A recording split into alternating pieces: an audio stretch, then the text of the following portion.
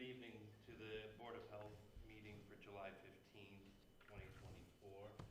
I'm going to open up the meeting with the introduction of the members of the board. I'm Michael Ryan Roach, I'm the chairperson. Steve? Stephen Jeanette. Echo? Echo Ma. Sheila? And good evening, I'm Sheila Pearl. Okay.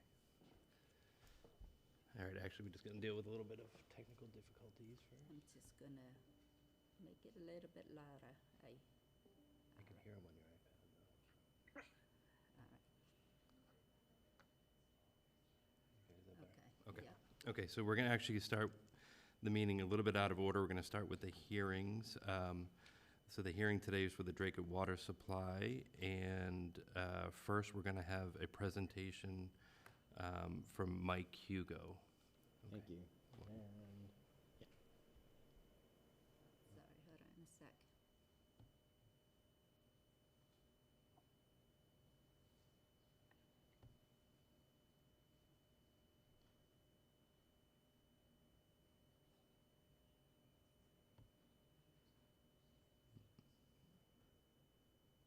Probably want Windows. Okay.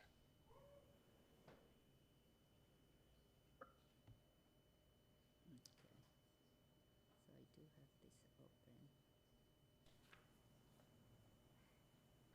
Let me Okay, see. pop back there. Yeah, but it's not sharing with, it's not sharing with, all right.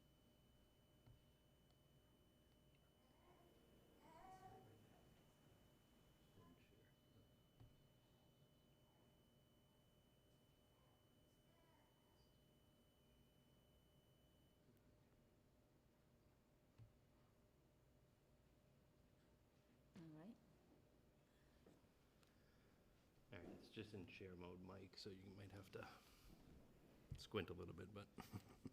Let me see if I can make this bigger. Okay,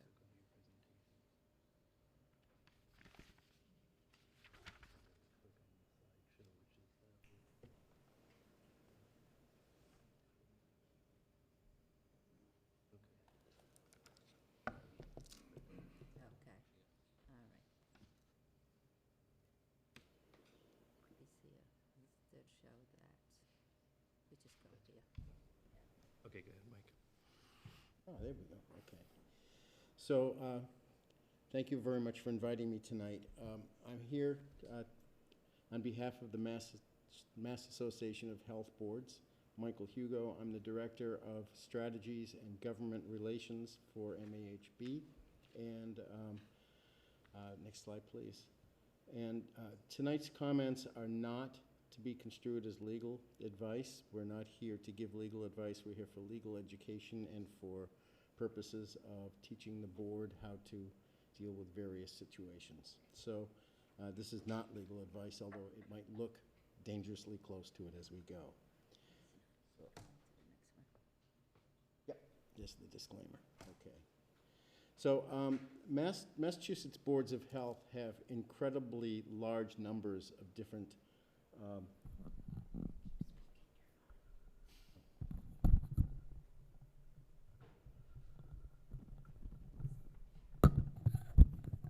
okay.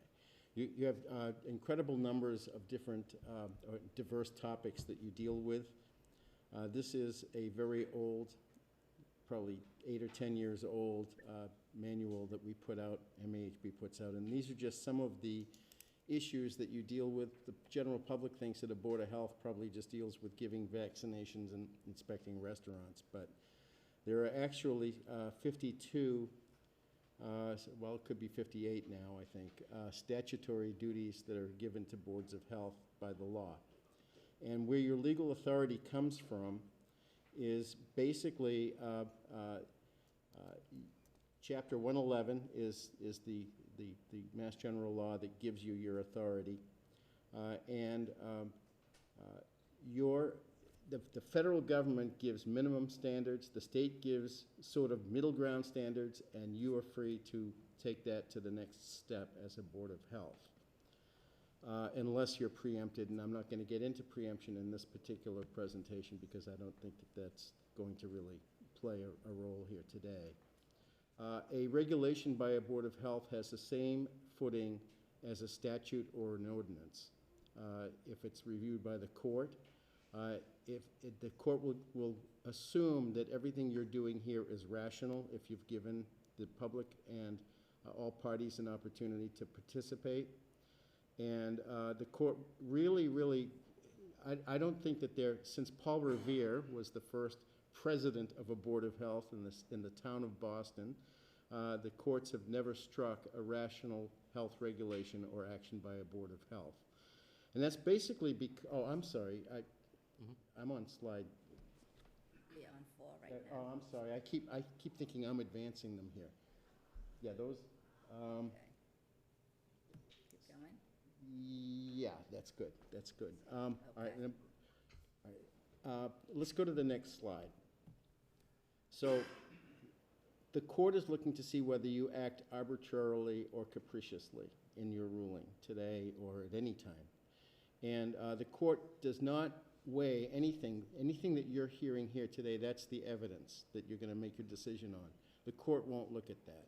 The court is only interested in, did you do this properly? They're going to look at your procedure. And the courts have never struck anything, have never struck an opinion or anything by a Board of Health. The next slide, if you would click on the white picture, you should see a link that opens up to play it. Is that the one? Yep. Okay, this is what we're dealing with in Tyngsborough, and that's a minimal flow, and if you click the next slide next to it, you can click that slide again to kill that one, and then the next slide. The next picture, yeah. Or they get this. This is a bad day. What you saw before is an okay day, because at least some water comes out of the sink. So that's what we're dealing with. Next slide, please. So the Dracut Water Company was formed in 1905 by Chapter 433 of the Acts of 1905. And this is what it looks like today if you were to go actually and research it. Next slide, please. But there have been several amendments to the original. And in 1975, there was an amendment clarifying the responsibilities of the water supply district. And this particular amendment lays out a presumption that there's going to be adequate supply, storage, pressure, and actually allows the water company to collect and to segregate funds to make up for the fact that there may be an instance where there's not enough pressure or enough water, and to have basically some funding available to them. So the legislature has looked at this issue. So what you're going to be doing as you look into it is looking at the neighborhood that's affected. I'm sure I don't have to show you a map. I'm sure that you're all very familiar with that area. I actually took a couple of minutes and walked through before. And so next slide, I'm sorry. I keep thinking I'm changing them and I'm not. Okay, Sorry. so that's the neighborhood. And you can skip the next slide because I meant to take it out. But the next slide after that is your legal authority. And back in the day, in the 1600s, the state legislature said, public health, we don't know anything about public health, and we don't really have time for it. So they delegated all of the decisions and all of the health regulation on the local level to the 351 separate boards of health across the state. And your powers come from state statutes. They come from some court decisions. I'm not going to get into the court decisions today because I don't think that it's real necessary. But I do, next slide please, I do want to talk about nuisances. And you can see that these are some of the specific authorities that you have by statute. Chapter 111, Section 122 is what we're going to look at today. And next slide, please. And yeah. So the nuisance statute says the Board of Health shall examine into all nuisances and causes of sickness within its town, which may, in its opinion, so your opinion is what is going to carry the day here today, or as you rule on this, which it may, in its opinion, be injurious to the public health, shall prevent, so it says that this puts a duty on you. Once you've made that, reached that opinion that you have an issue that may be injurious to the public health, then the statute says you shall prevent the same, and as the case may require, shall make regulations for the public health safety relative thereto. Whoever violates any such regulation shall forfeit not more than $1,000.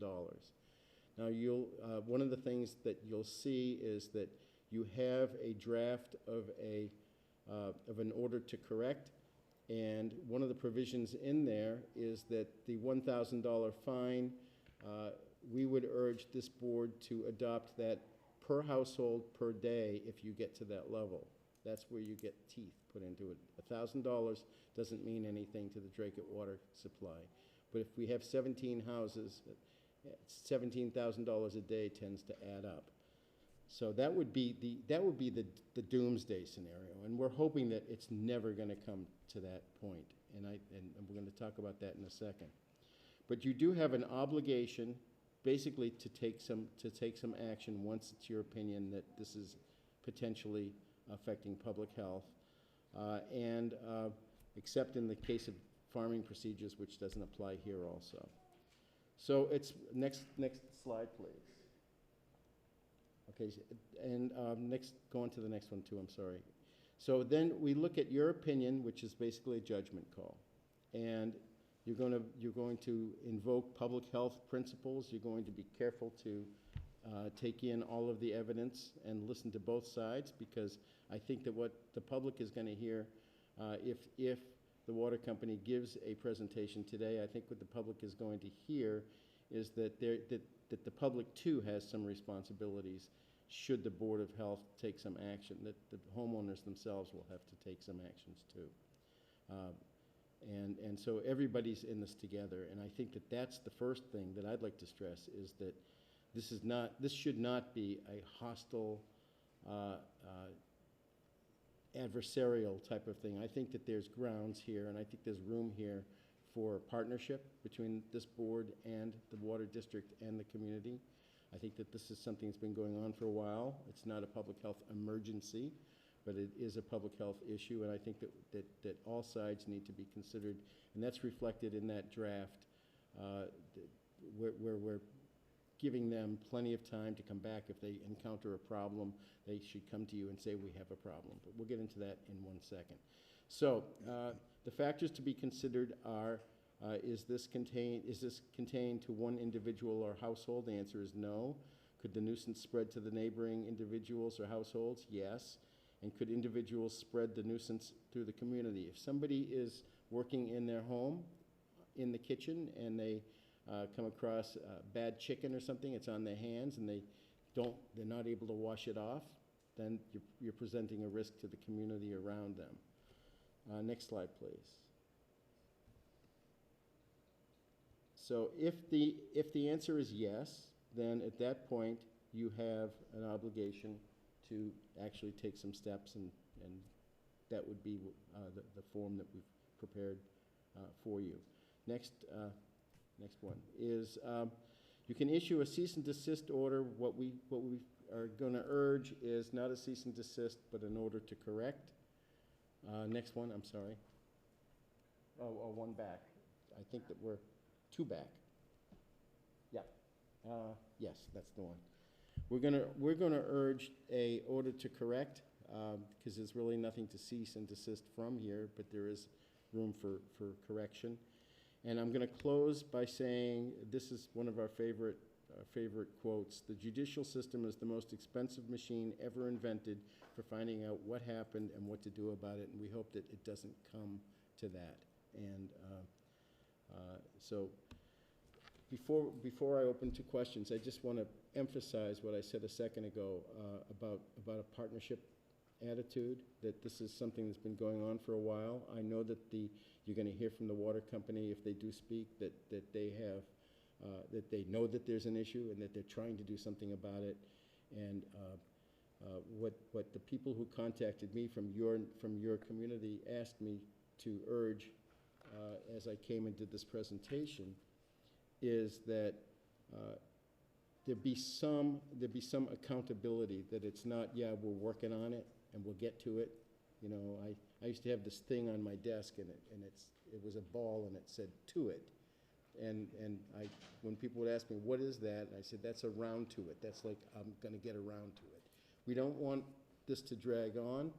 I don't think that this is not something where we would urge a Board of Health to take any extreme action or any heavy-handed enforcement, but I do think that maybe setting some milestones, setting some dates for them to look at that are reasonable. That's why that is blank.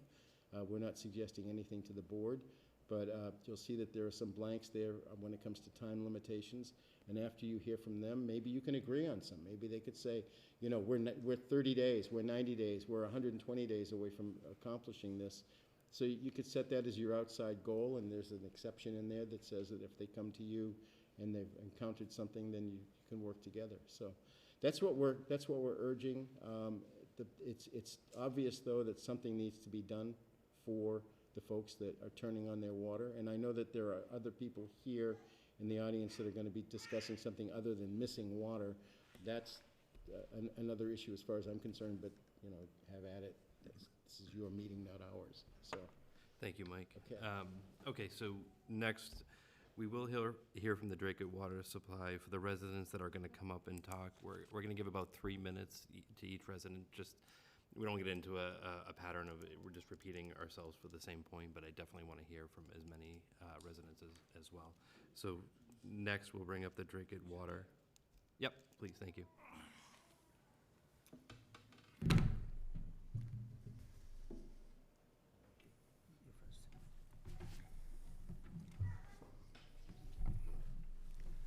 Thank you.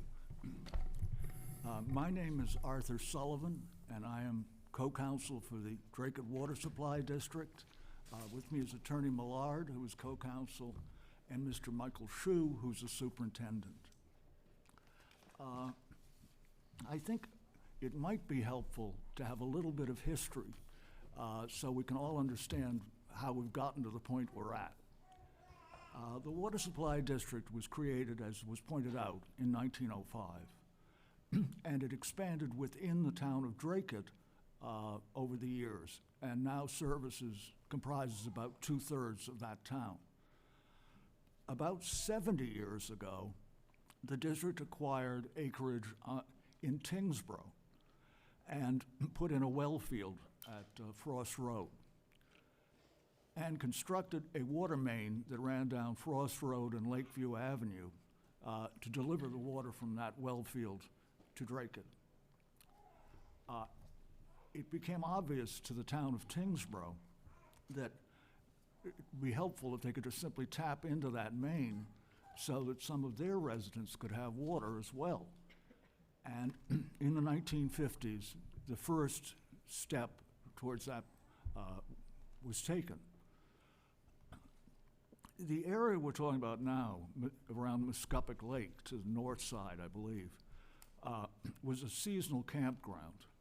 And at some point, we're still trying to determine exactly when, but no later than 1984, the district started supplying water to that region. The infrastructure predated the district's takeover. And it was pretty slapdash. The district, about 20 years ago, realized that it has a problem with what we call undersized mains. And at that time, we identified approximately 10 miles of mains requiring replacement. And we've been chipping away at that. And right now, it is the turn for portions of Muscuppick Trail and Forest Park Avenue to have replacement mains. We have advertised and received bids, but have not yet awarded them. We did. We have awarded them? We have awarded. Okay, and awarded, but we have not yet started work to install a 6-inch main in Forest Park Avenue and portions of Muscuppick Trail. We would anticipate this will be completed before the fall. I can't give you an exact date, but I would be very surprised if it wasn't completed by sometime in September. Part of the problem, and as I said, we took this over no later than 1984. The town has never consulted with us when awarding building permits. So several year-round houses have been built on this system that are simply overwhelming the 2-inch main that exists. As I said, we have no record as a district of ever being contacted by the building department, the planning board, or the Board of Health about these expanded uses. And I think if we had been notified, we could have at least explained why it was a bad idea to try to support this much housing on a 2-inch main. But this is a problem that should be solved, I would hope, in the next 3 months. I am deliberately not commenting on the jurisdictional question, but for the record, I suppose I should say I disagree. Okay. Any questions? Any questions from people online? No, not yet. Okay. So you said the contract has been awarded. It's been bid, awarded. Is there a project start date? Correct, and I got information from our engineer this afternoon. Usually, we award a contract. It will take a month to allow the contractor to submit the paperwork. So which is, and our consultant has received all the important information from the consultant. They have reviewed it. Now, they are in process to schedule pre-construction meeting. It will be in coming weeks. I mean, I believe that either this week, because this week we have testing, so probably will be next week. Once and we have a construction meeting, then they will be mobilized. Usually we allow 2 weeks in mobilization, then work will be started. And the meetings aren't secret. If anybody in the audience that's interested, they're free to come to that meeting. It'll probably be held at district headquarters on Hopkins Street. And we have budgeted, raised, and allocated $1 million for this project. Now, what is the corrective action that Drake Water Supply takes right now if some residents complain about not having water? I believe in right now in summertime, a lot of people use the outdoor water usage. I would advise them stop using outdoor because water we have limited resource, and they should work together, minimize outdoor water usage. Because then once somebody uses more water, other people have no water. Mm-hmm. That's what wintertime the problem will last during the holiday, and except in the holiday, and the people somewhat have water. But summertime happen quite a lot because a lot of people start using outdoor watering. And in Tyngsborough or in other town, they restrict outdoor water usage in summer. We have not done that. We could do that, but we don't want to because small portion of people and make it inconvenient for other people. Essentially, we can only push so much water down a 2-inch line. Mm-hmm. And if the 5 of you were 5 houses, if this gentleman's watering his lawn, and this lady's doing some laundry, and this lady's filling a swimming pool, by the time it gets to you, a lot of the water's used. We are required by the DEP to provide 21 PSI at the street. Our tests show we're providing 21 PSI. It's not a pressure problem. It's a volume problem. And you can only push so much water through a 2-inch line, which is why we're replacing it with a 6-inch line. Now, there's a hydrant on Forest Ave? Yes, there's only one hydrant by the First Park Ave. From that point on, become 2 inches. So it's fine up into the hydrant? Correct. Okay. So it's not affected if somebody's watering their lawn, that the hydrant then doesn't get water? Before the hydrant is 6 inches, but behind hydrant to Mexico Trail, it become 2 inches. And also, there's another problem is a lot of water, a lot of residents behind using 2 inches as source, their line is clogging. And basically, and that's, we've been doing a lot of testing, and couple houses, and they have limited flow because their surface line is clogged. And basically, it's a homeowner responsibility too, not us. So you're in charge of the main, but not to We the only house? charge main, yes. How long has this been a problem, this 2-inch line that you know of? Since I've been in superintendent, and I believe 2 or 3 years ago, and we start constantly, we see the resident in the area saying that they have low flow. And we have been investigated, and that time, I noticed this is a problem. So, as you know, each project will need money.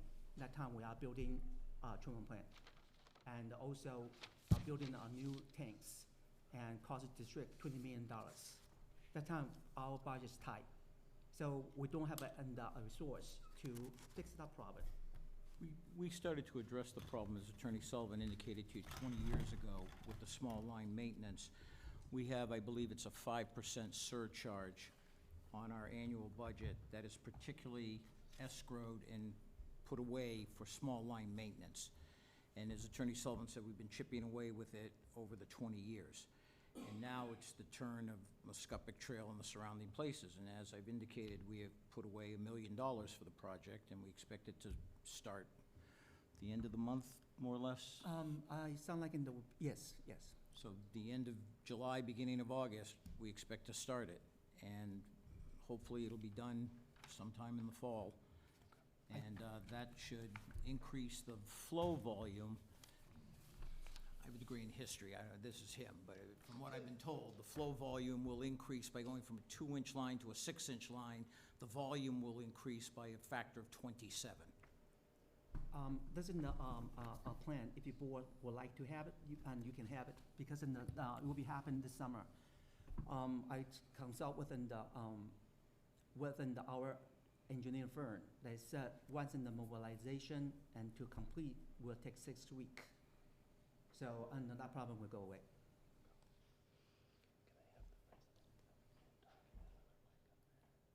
Yeah, or we can ask them to sit here and the residents can. Okay. So for any residents that want to come up and talk to the board, and for Drake at Water Supply, we'll have you sit at the end of the chairs here, and they can use the microphones as well. Sure, please. Appreciate it, thank you. Yep.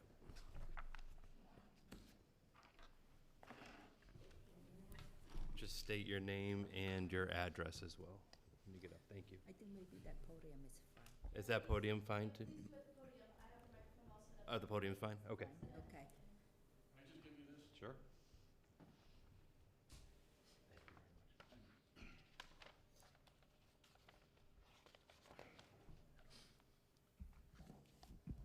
I just really want to say I'm sorry about your issue. My issue is a little bit different than yours. I have water pressure, but unfortunately, I have a ton of manganese and dirty, filthy, stinking water. Can we start with your name and your address? Pardon me? Your name and your address first, thank you. My name is Dennis Barabo, my wife Donna. We live at 10 Independence Drive. And those of you who don't know where it is, it's between Parham and Long Pond Road. Our basic problem started on around May in 2021. That first picture kind of shows a glass of filthy, dirty water, which is not bourbon, by the way. The next picture is a constant in my shower of mud, and from what I hear, manganese. The next picture is not quite as nice, but that's just how it is. When you flush the toilet, this is what it looks like. I contacted the Drake Water Department with this picture. I sent it to them. They came out, they removed the meter, and they said, we're just gonna flush the system for 2 or 3 days. Just let the water run. You'll flush it out, there'll be no problem. So that's what we did.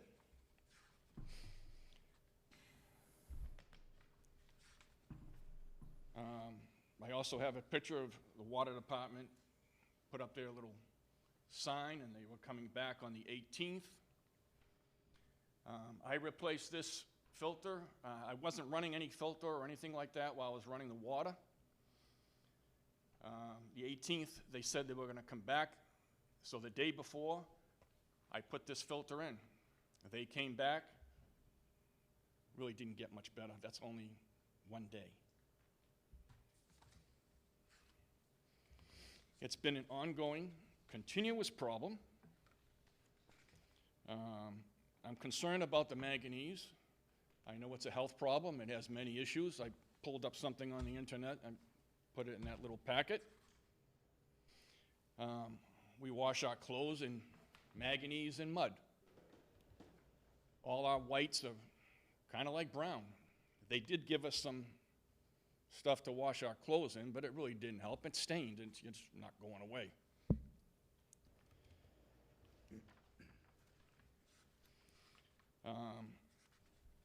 I also tried to put in, I put in a filter myself, a whole house filter. That was about, I don't know, $300.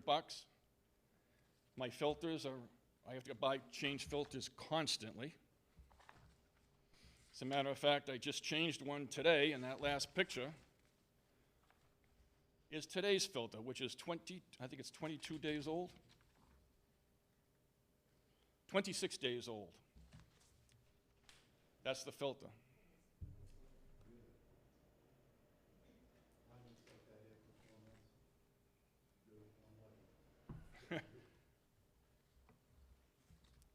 So this is what we're concerned about. We tried, I even asked, gee, can you get us some filters? No, we can't do that. We can't do that. Just let the water run, let the water run. Well, let the water run. They increase the bill. So now I'm just letting water run all the time, and I'm getting charged for it. I'm supposed to be charged for clean water, not water full of manganese and mud. Thank you. Thank you very much. Can we respond to that? Sure, yep. We're aware of the problem. That's why we've got a $20 million treatment plant going up. We've been aware of the problem for a couple of years. We had a number of hoops to jump through with the town for the permitting process to build the plant.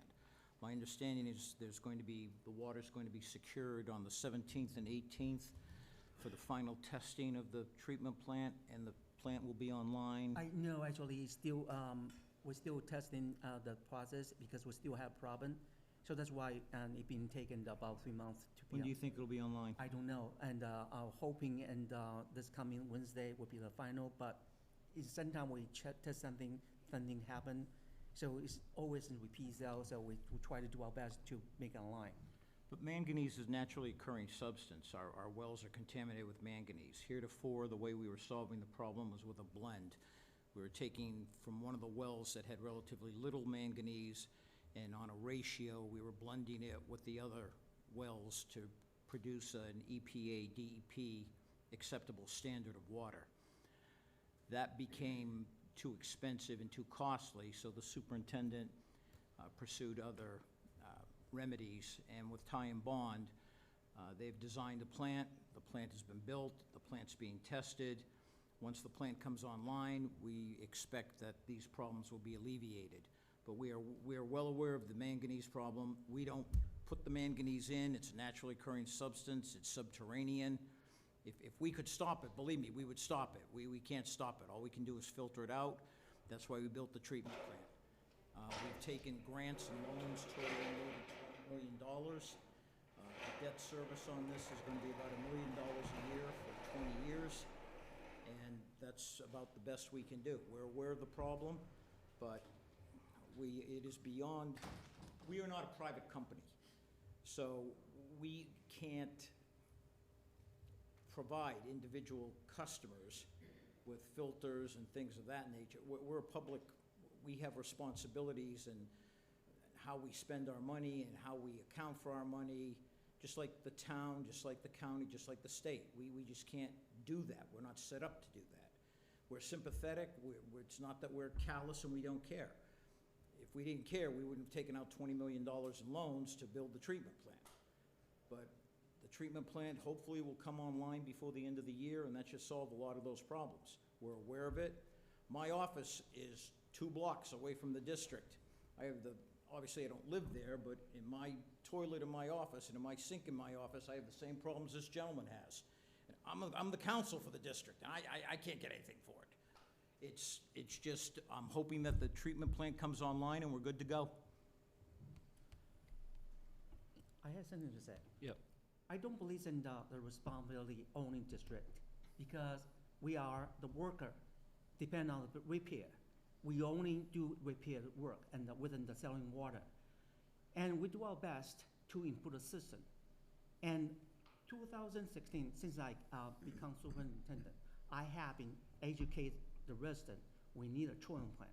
I've been sending out information to everyone, explain where manganese come from, where iron come from.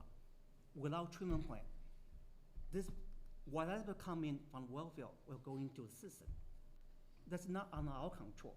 We only have limited budget. And so after so many years planning, and we borrow the money from federal to build a treatment plant. Rome is not built in one day. It takes a day to build Rome. And we do our best to improve the system. And besides, secondly, when the treatment plant online, it will take time to allow the iron build up in the pipe to get loose and eventually will loosen and then be flushed out. Then we will really have clean water. So don't expect in the treatment plant online, we will have clean water right away. It will take 1 or 2 years to allow the pipe, the build up in the pipe, to remove iron, manganese, everything out of the system. So this is one we are trying to work together to achieve that goal. So it's not only district problem, it's our problem together. Dennis, how many years have you been dealing with this problem? Since little, like 2021.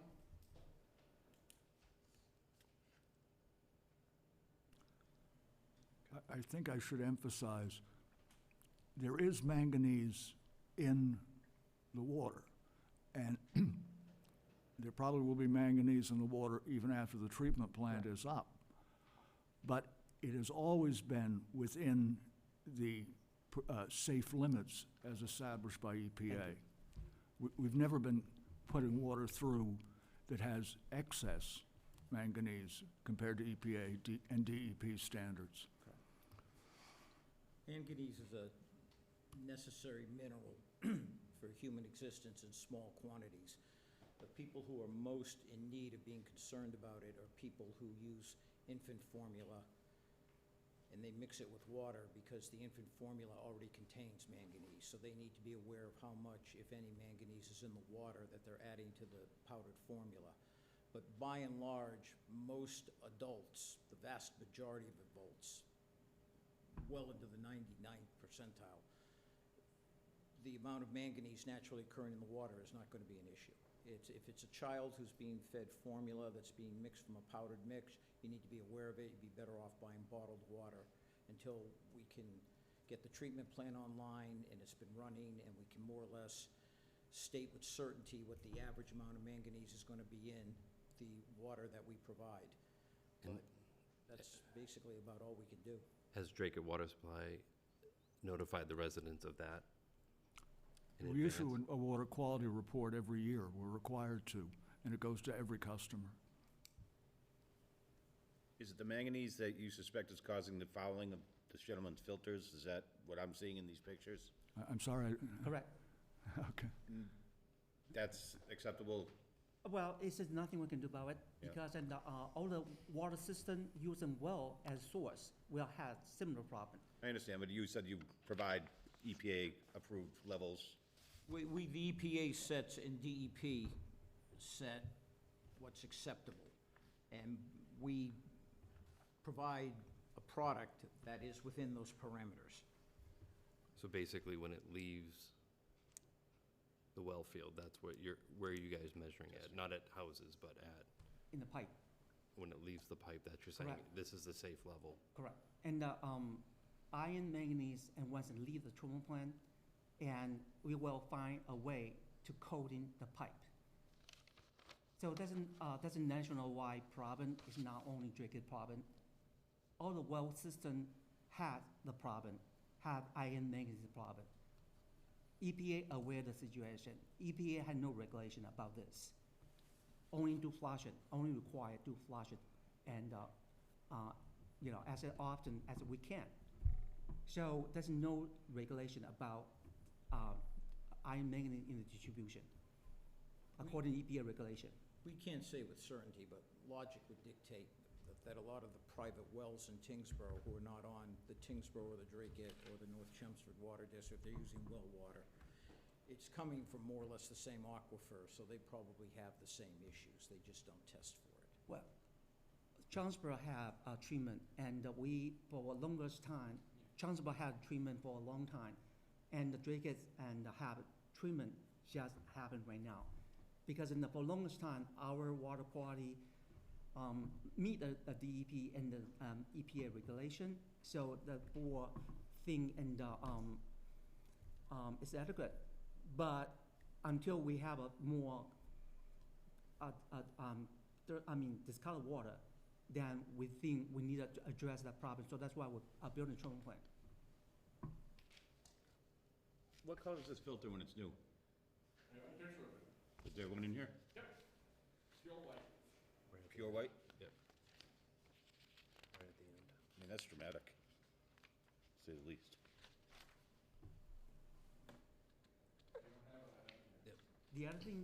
The other point to make, I know in a good portion of Tyngsborough, people are using well water.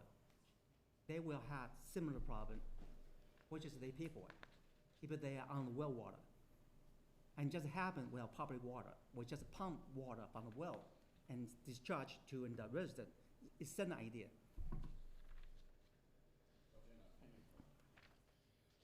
They pay more than the filter for treatment. I got a well, I haven't got anything like that. So when do you think the system gonna be up and running? As I said, we are in the testing and since May to right now. We have a shutdown plan for so far 6 times right now. And we constantly running problem. So this coming Wednesday, we're gonna try to testing the process again. So I'm hoping this time we can resolve all the issue we have.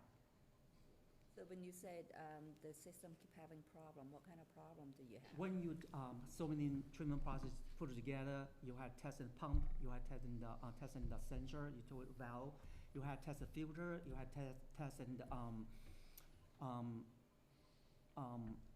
a chemical dose. Essentially, there's 2 things going on here. We have to test the systems to make sure they're operational and we got what we paid for.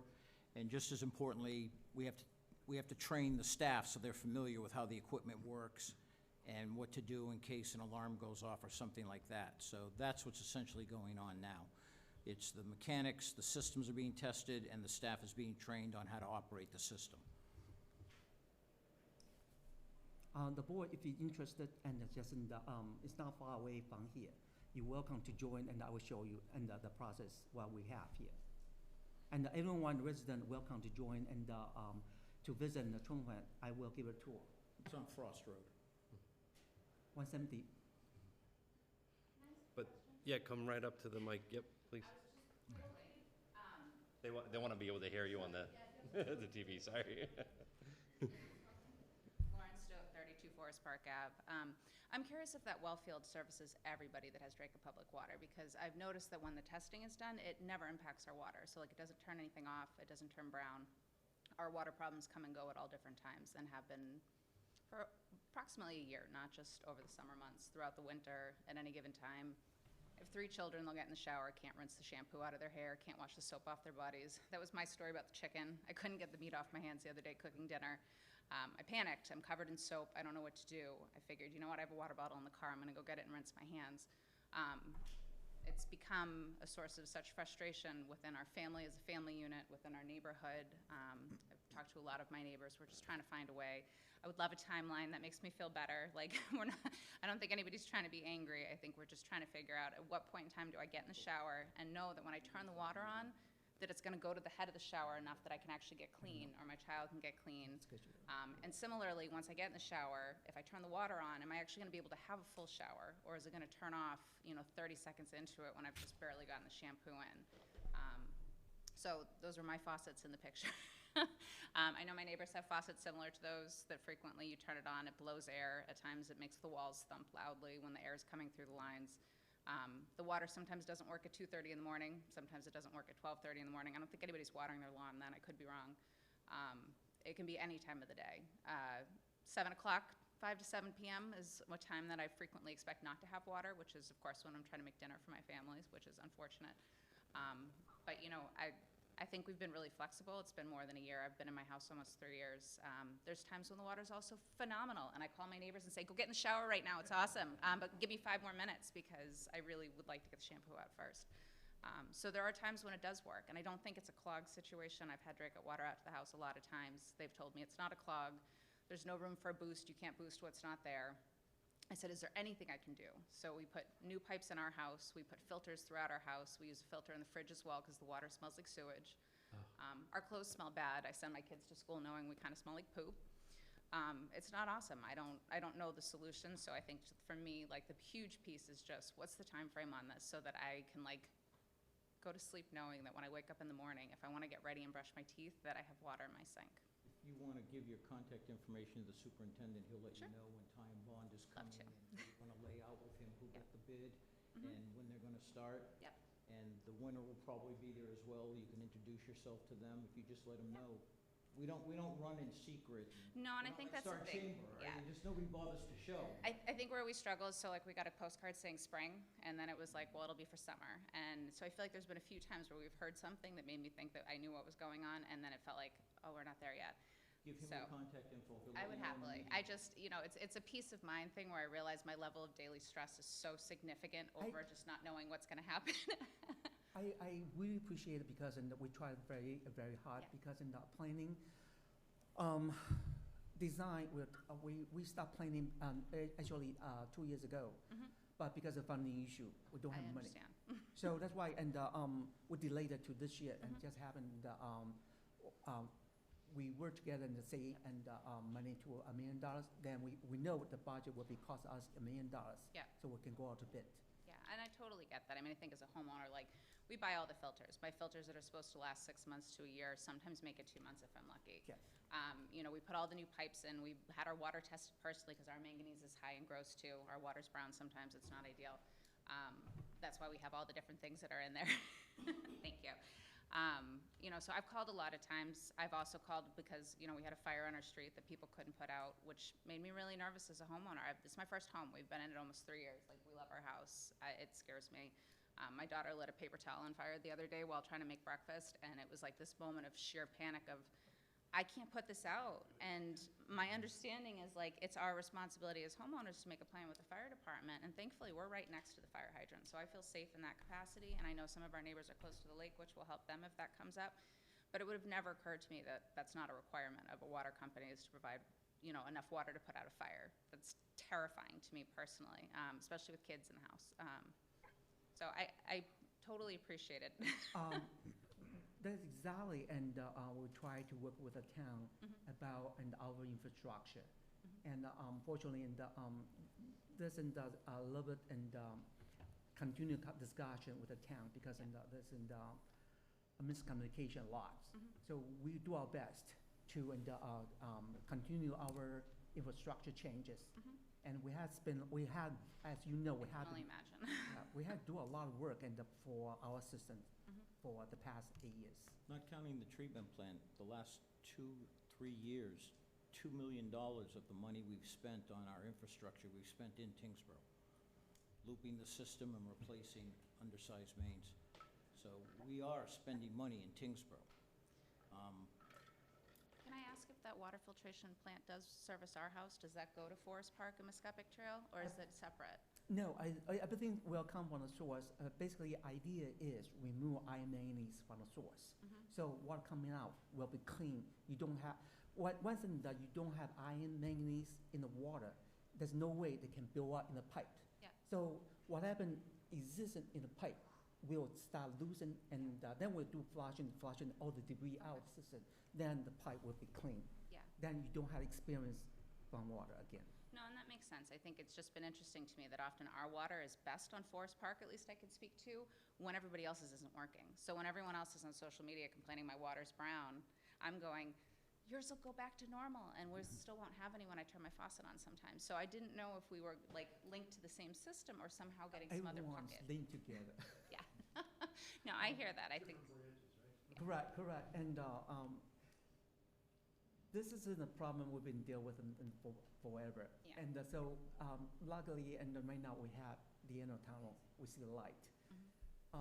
We try to work in very, very hard, really. yeah. No, I appreciate that, and I won't take up anybody else's time, but thank you for listening. No, just a couple questions. Have they offered like any abatements to you or bottled water as a? No, so I mean, that is one question I was thinking as I'm thinking about how you describing your water issue and how brown the water is. Like, I get that it's not their responsibility on some level to make sure as long as it's within EPA levels, but at the same time, like, nobody wants to drink that. Like, I can't brush my teeth with the water if it hasn't gone through the whole house filtration system with a fairly new filter, or it literally makes me gag because it smells terrible.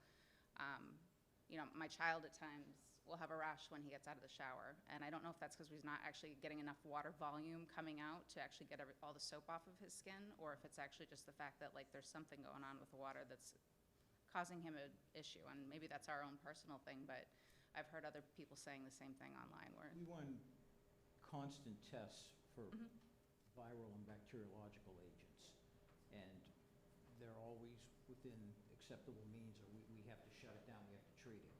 The only issue we have at the moment is the manganese. Yeah. And we're doing our best to blend it, and when there's high demand, particularly in the summer, we buy almost $800,000 a year worth of water from Lowell to make up, because we cannot provide enough water from the well field properly calibrated to government standard to supply the entire district. So we make it up in the high demand months, which is the summer, obviously, by buying water from Lowell. When the summer's over, the demand goes down, and we don't need as much water from Lowell, we use our own. I think the one other thing I would just add, and I don't know if this is an experience of anybody else, but you know, we've had our relatively brand new appliances break because we can't get enough water to wash our clothes sometimes, so we get the message saying that, sorry, you don't have enough water source. Or the water sensor broke in our brand new dishwasher, we had to have it serviced and fixed even though we'd had it for less than a year because there's not enough water coming in to wash the dishes. So I think that like the list of things where like, I totally hear your point, you can't pay for everybody's everything, but it's a long list. We've paid a lot of money to try to make our house, you know, usable and functional with the water. And at the end of the day, no matter how many times we've been told we'll take the meter off and let it run and just let it run, it'll be fine, like the bill never changes. And somehow the bill goes higher, even though I feel like we have less actual water coming into our home. Correct. And in that saying, I just want to give people an idea how much water costs you. Yeah.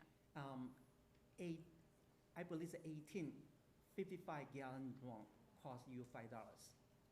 Just keep it in mind. Yeah. Water cheap. And our only source of income is selling water. If we reimburse your flushing system, then everyone come to us to ask for reimburse, then the whole district would be bankrupt. No, I get that. And I had asked actually, I said, is there anything you can do to fix this problem? Anything at all. I'm happy to pay. It's not that I wouldn't have cricket water flush my system, for instance, but I was told it's not a clog issue, it's a volume issue, and we know, and it's coming. That's what it is. That's what it is. It's not a pressure issue, it's a volume issue. Yeah, which was made clear, and they showed me the test. Everybody from Dracut Water that's come to my house has been lovely. They talk us through it. They explain to us who else is suffering. So that's part of why when I started talking to neighbors, I knew to look past the fire hydrants. So I know that the problem extends down to about Davis Street from, I think, Magnolia. I don't know how much bigger it is than that, but that's just kind of what I've been able to ascertain from spending time at the town beach and talking to my neighbors who I've gotten to know really well through this, so it's been lovely. But I'll sit down. I'm sure there's other people that would like to speak, but thank you. Thank you very much. No, go right ahead. Yes, please. Yep. Name and address, please. Alan Ryerson, 40 Mascuppick.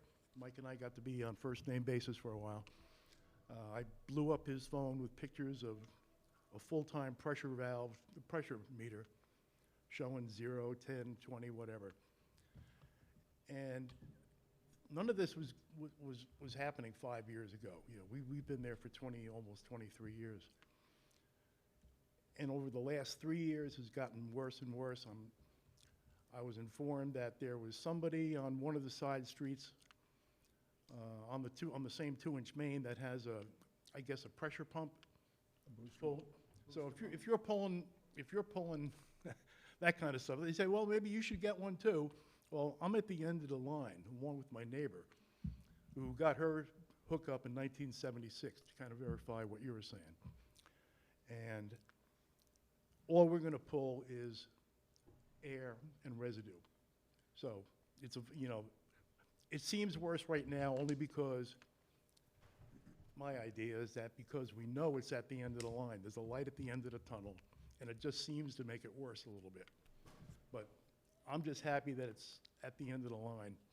I appreciate it. Because as I said, some people use more water than the other because they are pumped. They Yep. basically withdraw all the water to their direction. So that's why all the neighbors need to work together. Yep. And we did, we called and called and called, figuring this squeaky wheel would get the grease. And it became our turn, so I'm just waiting for this thing to happen. And I'm not going to complain anymore. So. The other problem we have too is because of the age of some of these lines, Sure. you have what we call uncaptured water. There are little leaks and little cracks here and there. And so that, it all adds up. Every little bit adds up. And if the people in front of you are running their water, and then you've got the little leaks and cracks in 70 or 80-year-old lines, Yep.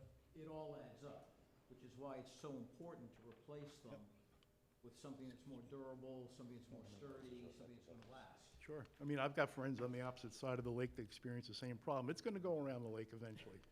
All good things in good time, I guess. But anyway, thank you.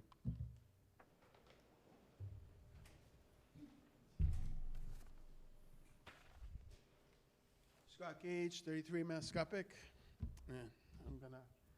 Same thing as Lauren. I'm at the end of the line. My house is 1930. I've been there 31 years. And for the last 5 years, I've been experiencing these. I don't have dirty water. My water's clean. It doesn't smell. I don't have any of that. I just have the pressure problem. So like Sunday, I was taking a shower, 10-minute shower. Started like maybe a semi-stream. And then it went right down to a drip. And got out. 5 minutes later, full force. So that's what I experienced. I'm the guy that tried to put out the fire. My neighbor had a little fire outside his house. He was trying to burn some brush, and it got out of control. So he went to his hose, nothing. The neighbors down the street saw it because it was over his house. It was that high, and they called the fire department. And I grabbed my hose, nothing. So we're trying to fight the fire, and then everybody started thinking, hey, we live on the lake. So they got buckets and did it, and the firemen came up, and they were kind of pissed off, but we didn't have water. That was the main concern. We had no way to put it out other than the lake, and I didn't have and I don't water from my spigot. I have the lake, so that's where I do my lawn, but I didn't have that hooked up at that time. That was a couple months ago. So my street's been spray painted for, I guess, where you guys are going to dig and stuff for a couple months now. And I've been hearing about it for months. And I hear excuses that it's the water table. We can't dig because of the water table. Well, we've had the biggest drought, 90 degrees for weeks now. The lake is at its all-time low, so I can't see that that's a problem. So we keep hearing different excuses, and the action's just not happening. We're sitting there going with, you think like it's going to go away, or you're going to get the pressure built up, but nobody's actually doing any work other than spray painting some pavement. So, and, yeah, it's getting there. This is the only time I've seen it get anywhere, so. Thank you. Thank you. Is there any chance to do like a phased approach in your pre-construction meetings, like phase one, at least rip up the street? Okay, we do in the project, and I believe on your page 3, I can give you the more copy. Basically,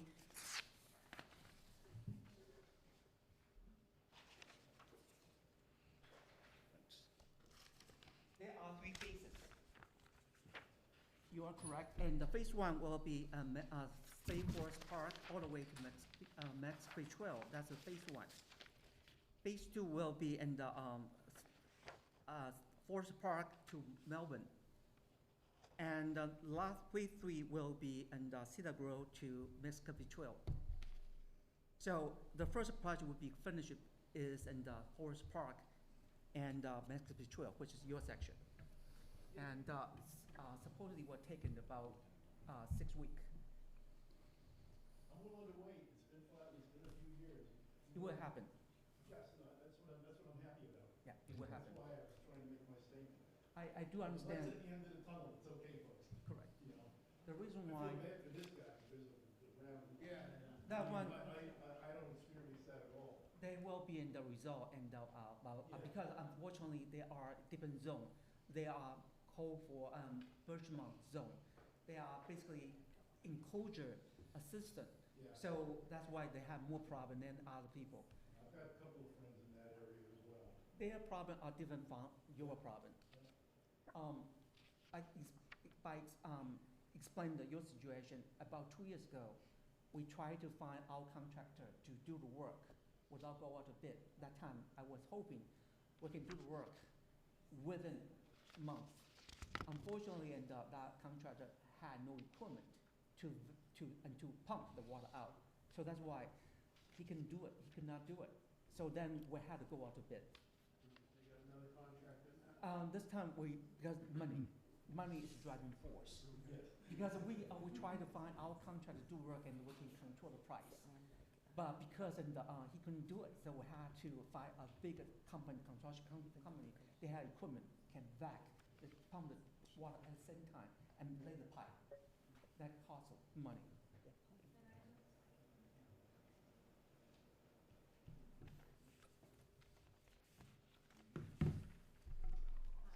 Diane Grondine, 34 Muscatpick Trail. So yeah, I just wanted to address the money issue. I mean, obviously, you're not going to reimburse everybody for water filters, bottled water, appliances, but I just got my water bill, and it's a 5% increase, I believe. And so I don't know whether I'm supposed to feel good or feel bad about going to pay for that, because I'm kind of like, okay, it increased, it's going to help pay for to get things fixed. But I'm not happy. Like you said, you're having to pay for a bill for clean water, for any water. You know, if I go home tonight and want to take a shower, am I going to be able to take one? And then I'm going tomorrow to pay my water bill. So I don't know how to feel about it. I do understand because all the infrastructure, because our system built 1905, and Tyngsborough was incorporated, include our system is in 1953. So nobody touched the system, and we only spend small portion improvement. And the past 10 years is the time we spend million dollars into improve the system. Infrastructure will cost money, unfortunately. Right. Rather than not doing anything until system fail, then you pay for huge cost. Right. So Right. right now we are trying to catch up. Right. But with a small increment, I think it's worth it. Well, obviously, my bill has been going towards that, like Correct. the money that you've accumulated so that you can fix the problem. But again, it just comes back to, you know, is it going to be fixed in 2 months, 3 months? You know, No, how's actually, it- I will send about 1 or 2 years. Your problem will go away. 1 to 2 months? He's talking the manganese in core. Yeah, okay, the manganese, I understand. But in the water, your water problem will be resolved in fall.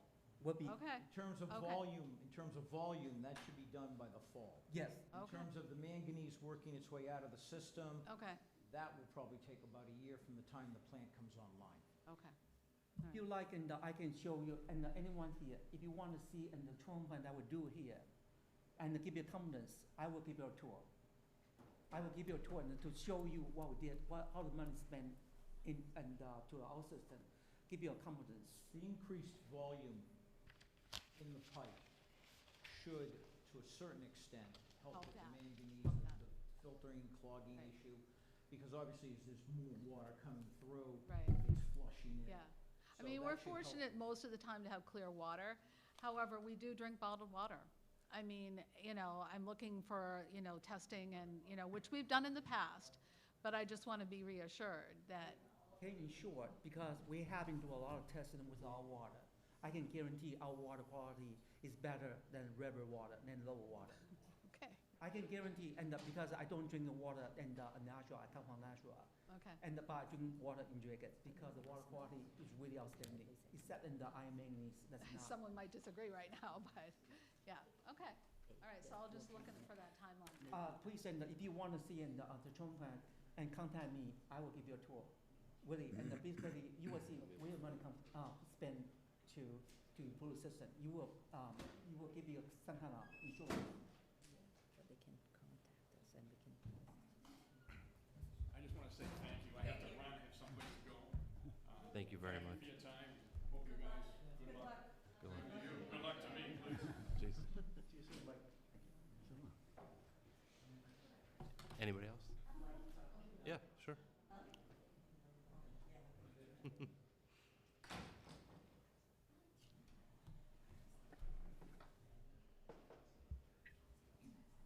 Hi, I'm Kathy Comer. I live at the bottom of Forest Park.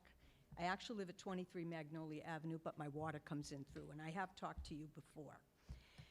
Okay, I have grandkids that live at the house, and I have a newborn that lives at the house that we can't use the water, and she can't wash her bottles. The kids can't take showers. We can't take showers. I get up at 4 o'clock to come in here to go to work. I can't even brush my teeth. I have to go get a bottle of water to brush my teeth. You were telling me that I have clogged lines. If you read your paperwork of the guy that you sent to my house, it only says that the pressure is not good. It doesn't have clogged lines at my house. Okay? Now, there are times where I get up, I have full pressure. Other times, I go to take a shower and it shuts off in the middle, and I have to wait a half an hour before the water comes back on to get anything out of my hair.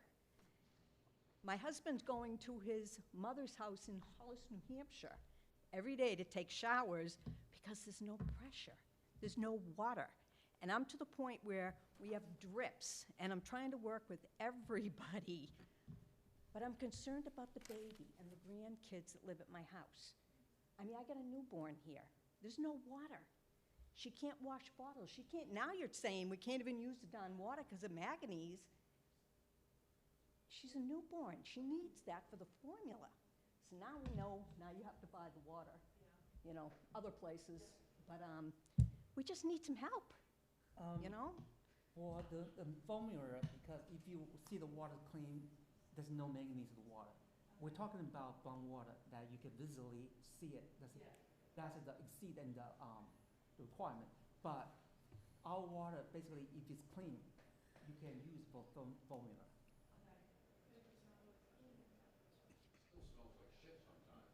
Because it doesn't smell good. I mean, we walk through the house and sometimes the water smells horrible. Oh, tell me about it. I would suggest, and you may want to check your hot water tank. Okay, and sometimes what happens is in the hot water tank is a reservoir. All the debris are accumulated in the hot water tank. So smell hot water and cold water. If you smell and something different, no, you know it's coming from hot water. It's not, interestingly, ours is not. So I think like if we notice in our shower that they'll start off very cold and takes a very long time to get hot. And then by the time it gets hot, when the cold turns off, by the time it's filled, you get scalded in the shower. So I feel like the smell doesn't change from one water to the other, but I frequently notice the difference between the cold and the hot because of when it's happening in my showers. Okay, I had to, send someone when that happened, please notice us, because I had to be there, because I suspect, I couldn't tell you why is that, because it shouldn't happen.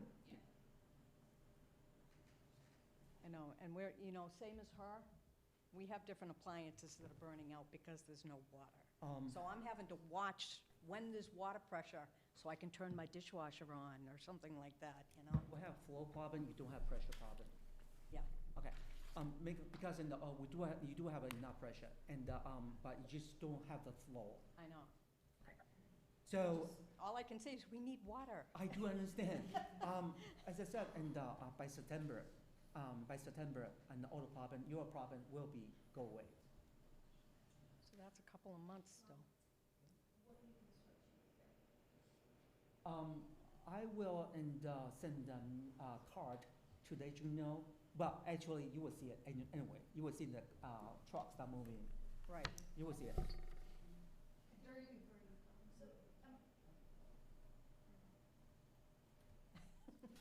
Sorry, if you just want to speak, I really can't hear people online, so just really speak clearly into the Okay. microphone. And if you're in the chairs, just use the spare mic at the end of the table over there. Okay. I'm gonna go sit down with you. I'm just, was gonna say, I'm the husband who drives an extra 30-something miles a day to take a shower after working 9, 10, 12 hours. And then I get home and think about mowing the lawn, but knowing I can't take a shower after I mow the lawn, I don't mow the lawn. And I remember last year, all lines being done out in the road, nothing was done. Year before that, I know it's a volume problem, because years before that, our main broke out in front of our driveway, and I looked down, I saw a 2-inch plastic irrigation pipe. That's what's coming down our street, and I'm like, you gotta be kidding me. And then you dig up Lakeview Ave, replace the pipe, because the pipe gets smaller and smaller and smaller and smaller every year due to the residue being built up. No matter how much you flush it, it ain't coming out. So I know our pipe coming down is nothing. Exactly. That's what exactly we change all the water main from Frost Road all the way to Tyngsborough Road. That's what you saw the project. Right. I know. And it's, you know, it's very disappointing that I can't shower at my house. I can't do my laundry at my house. I can't do my dishes at my house. I have to drive so far away, and my water bill goes up for that. I mean, it's no fun paying for a service that you don't get, and it's been that way for years. You know, where I lived before, our well was contaminated by an old gas station. They had to supply us with fresh drinking water. They had to. And I take it that you guys don't have to supply anyone with fresh You drinking mustn't water or anything. talking about New Hampshire. I don't believe the Massachusetts and the reimburse and the contamination well. I think you must talk about New Hampshire. It actually is New Hampshire, Yeah. where everything costs less, and you get more. Because they're well, more of New Hampshire using well, private well. Isn't your water coming from a well? We are common well, but we are public well system, but they are private well. That's in a different It just state. sounds odd that yours is coming from a well. No, it's different state. Not so good, but.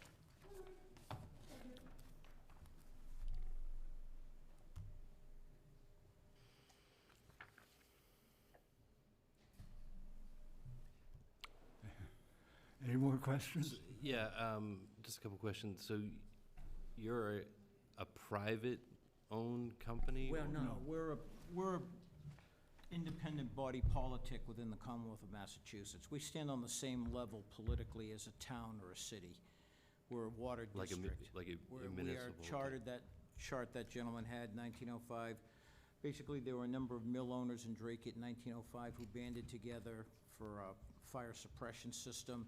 The legislature enacted the statute for the Drake Water Supply District, and it was designed initially to provide fire suppression system for the mill owners around Beaverbrook and Drake, and it just expanded from there. In 1953, we were able to get the well fields and to get a charter to lay lines in Tyngsborough. And then I believe in 1954, 1957, that was expanded where we could provide water to the town of Tyngsborough. And there have been a few changes to our enabling statute since then. But That's basically the history. We are an independent body politic, and we are regulated by DEP and DPU. We are a district, it gets a little complicated. We are a district with a region in Dracut, about 2/3 of the town. The residents of that area vote in our elections and elect a board of 3 water commissioners. Our relationship with Tyngsborough is different. Under the statute, we really contract with the Board of Selectmen to supply water to certain portions of Tyngsborough. I think the key phrase there is the supply part. I'm sorry? The supply part is what I'm hearing from the residents as being like the I'm number having one problem. So when they go to turn on their faucets, the supply is not there. It's, so that's what I think the common theme is what we're hearing. So if that's part of the mission is to supply, it could be from your well or from a bottle water distribution. Actually, and I think Attorney Sullivan had explained the history of the district to you, that is both ways. We supply water to Tyngsborough. However, Tyngsborough never allow us to get involved with approval process, like in planning board or building department, created the problem that we have today. Well, I guess what I'm saying is it costs you money to send water down the line, right? Correct. That water doesn't get to point B. You paid for it to initially get to there, but it didn't get there. Could that be replaced with gallons of water? We are regulated by DEP, basically EPA and the Mass DEP regulation. In Mass DEP regulation, only pressure requirement. There's no flow requirement. It gets to be a little bit more complicated that without going to where the superintendent's going. This would be like you're going into the treasurer's office saying, hey, this would be a good idea. I want a check from the town treasury to do this. Well, there's regulations in place. There's the state auditor who's eyeballing you. There are laws about how you can spend money and have to have public hearing. We're not a private company. That is the problem. We are subject to the same restrictions, oversights, and overwatch as any municipality or other form of government about what we can spend money on and how we spend it. So even though your residents here, they're very compelling, especially the lady with the little baby here, they're very compelling.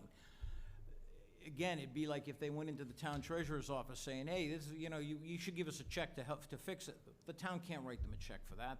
There's so many laws and regulations in place, CMRs, what have you. They can't do it. We're governed by the same statutes, CMRs, rules and regulations when it comes to raising and appropriating money. We are sympathetic. Obviously, we're sympathetic. That's why we're spending $1 million on this project. In the last couple of years, we've spent $2 million on other lines. We've got a $20 million project going on the treatment plant. We are aware of it, and the water bills go up because the debt service on this treatment plant is about $1 million a year, and it's got to come from somewhere, and we only have one product. We don't sell Craftsman tools or tube socks. We sell water. That's our product, and we have to service a $5.3 million budget. 5.6. We have a $5.6 million budget. That money comes solely from the ratepayers. It's supplemented here and there by federal grants that the superintendent is able to apply for, federal and state grants. But by and large, our budget is zero-based. This is what we need, this is how much water we sold, divide that into that, and that's what the water rate's going to be. So when people say, well, you should do this, you should pay that, you do that, we don't pay it. Our ratepayers pay it. And as sympathetic as we are as individuals, it'd be like going into the town treasurer saying, hey, I need a check for this, it's a good idea, we should do it. The treasurer, no matter how sympathetic or compelling, the chances are extremely good the town treasurer couldn't write a check. No, but I guess what I'm saying, you said the elected board of directors, right? They're You have elected, three of them. staggered term, 1 year, 1 year. They can make it 1 like an emergency fund that says they'll pay 6%, but divided by, 100 extra houses.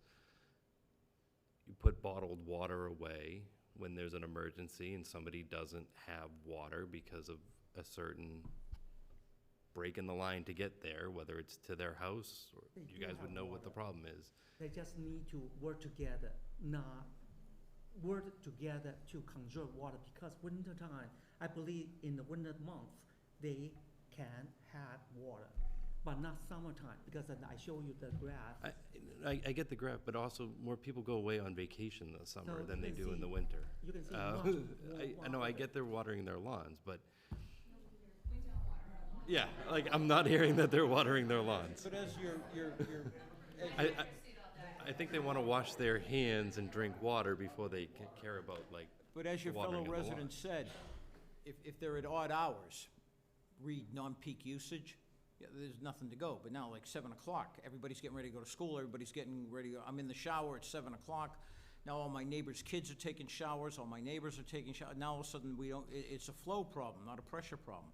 And I'm just explaining, I'm not trying to excuse it or anything, but if you've got 70 people in these 17 houses, hypothetically speaking, and now from 7 to 8, all 70 people are putting a demand on the water system, and you got a 2-inch line, you're not gonna have the same flow as you have as 7 people putting a demand on the system at 9:30 when people have gone off to school and have gone off to work. And we're doing our best to solve that problem, and that problem is unfortunately only gonna be solved by breaking ground and putting in the 6-inch lines so that the flow rate will increase by a factor of 27. I get that. I mean, from a Board of Health perspective, we've had Kerry that has had to issue orders for when there's not a running water at somebody's house, it's an inhabitable living environment. So that part of our jurisdiction is to say, okay, you don't have running water, you need to get that fixed, or you can't live there tonight. So what am I supposed to say to the residents that go to turn on their faucet and there's no water there? Are we supposed to kick them out for the night because they're not living in an uninhabitable environment? Well, in an attempt to be proactive, we've had meetings with the Board of Selectmen over this, and the town manager has indicated to us that he is willing to speak to the building department. In Drake, we're on the checkoff list for a building permit. You have to come to the water district if you're in the district. We do not supply water to Kenwood and some other parts of Drake. We don't supply water to all of Drake. But we are on the checkoff list for the building department when you get a building permit. We are not on the checkoff list in Tyngsborough. So a contractor can come here, he can get a permit to do a development for 10 houses. We're not on the checkoff list. Next thing you know, we get 10 people saying, "Well, where's the water? We didn't know you were there." Is that a part of the contract with the Board of Selectmen? We are negotiating that with them, but because of the immediacy of it and how much construction is going on in Tyngsborough, we have been told that they are going to talk to the building department, and they are going to put us on their checkoff list, so that as you're making the rounds to the various town departments, the fire department, the building department, the health department, we're on the checkoff list, because we don't guarantee there's water. When you come to us, we sign off that at this time, water is available. Because by the time you're up and running and you're ready to turn it on, we don't know what it's going to be. So we do not guarantee that there's we say water is available. We go further than that.